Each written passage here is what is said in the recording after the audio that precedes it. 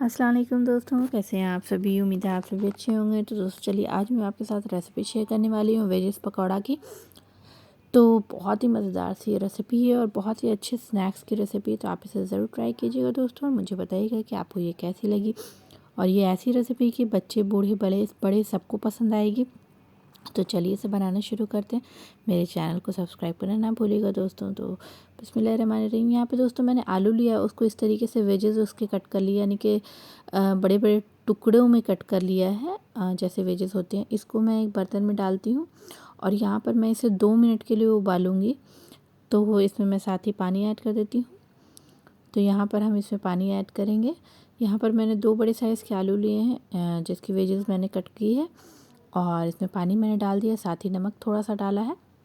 और इसको हमने बस 2 मिनट से ज़्यादा नहीं इसे बॉयल करना है, 2 मिनट के लिए इसे उबाल लेंगे। तो यहाँ पे दोस्तों 2 मिनट हो चुके हैं और ये मैंने उसे अच्छी तरीके से उबाल लिया है। अब हम इसको स्ट्रेन कर देंगे। तो स्ट्रेन करके इसे मैंने साइड में रख देना है। और अब चलिए नेक्स्ट स्टेप जो है वो है बेसन हमने लेना है। तो यहाँ पर मैंने 1 कप के अराउंड बेसन लिया है। इसमें मैं ऐड कर रही हूँ लाल मिर्च का पाउडर। तो 1 चम्मच मैंने इसमें लाल मिर्च पाउडर, आधा चम्मच हल्दी पाउडर, 1/4 टीस्पून ज़ीरा पाउडर और 1/4 टीस्पून ब्लैक पेपर पाउडर, साथ ही नमक टेस्ट के हिसाब से ऐड कर दिया है। थोड़ा सा मैंने इसमें जिंजर गार्लिक पेस्ट भी ऐड किया है। सारी चीज़ों को मिक्स कर लेते हैं और पानी डालकर एक बैटर रेडी करेंगे। तो एक सेमी लिक्विड बैटर, यानी कि बहुत ज़्यादा थिक भी नहीं और बहुत ज़्यादा थिन भी नहीं, बहुत ना ही पतला होना चाहिए ना ही गाढ़ा बहुत होना चाहिए। तो बीच का जो बैटर होता है वो हमने रेडी करना है। तो पानी की हेल्प से इसे अच्छे से हम इसका बैटर रेडी करेंगे। तो यहाँ पे दोस्तों आप देख सकते हैं कि बैटर हमारा रेडी हो चुका है और ये नहीं बहुत ज़्यादा मैंने इसे गाढ़ा बनाया है और ना ही बहुत पतला किया है।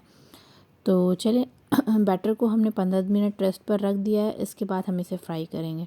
तो वेजेस जो हमने साइड में आलू रखे थे उसको हमने डिप करना है बेसन में और इस तरीके से हमने ऑयल में डालते जाना है और यहाँ पर हमने इसे फ्राई करना है।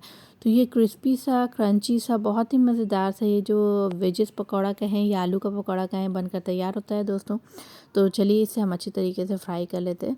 तो इसे हमने क्रिस्पी होने तक फ्राई करना है। आलू जो है वो ऑलरेडी मैंने 2 मिनट इसे उबाला है, जिसकी वजह से वो हाफ़ से ज़्यादा कुक हो चुका है। तो जो बाकी के कच्चापन होगा आलू में वो अभी छनते वक्त पक जाएगा।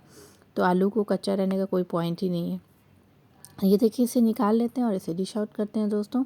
तो यहाँ पर मैंने इसे धनी के पत्ते और मिंट की चटनी के साथ सर्व किया। बहुत ही मज़ेदार लगी, बहुत ही यमी, खाने में इतना ज़्यादा ये डिलीशियस है कि बच्चों को भी बहुत ज़्यादा पसंद आता है और बड़ों को भी बहुत ज़्यादा पसंद आता है। दोस्तों इस रेसिपी को आप ज़रूर ट्राई कीजिएगा दोस्तों और मुझे बताइएगा कि आपको मेरी ये रेसिपी कैसी लगी दोस्तों अगर आपको रेसिपी पसंद आए तो प्लीज़ इसे लाइक कीजिए, शेयर कीजिए। और हाँ, मेरे चैनल पर अगर आप पहली दफ़ा आए हैं तो प्लीज़ मेरे चैनल को सब्सक्राइब करना ना भूलें। और अगर आपने अभी तक सब्सक्राइब नहीं किया है तो प्लीज़ नीचे जो बटन है उसे प्रेस कर दें और नोटिफिकेशन के लिए बेल बटन को भी ज़रूर प्रेस कर दीजिएगा दोस्तों। तो चलिए दोस्तों, मैं आपसे फिर मिलूँगी अपनी अगली रेसिपी के साथ। तब तक के लिए अल्लाह हाफ़िज़, टेक केयर। दुआ में याद रखिएगा और बहुत सारा प्यार अपना दीजिएगा। Thank you so much.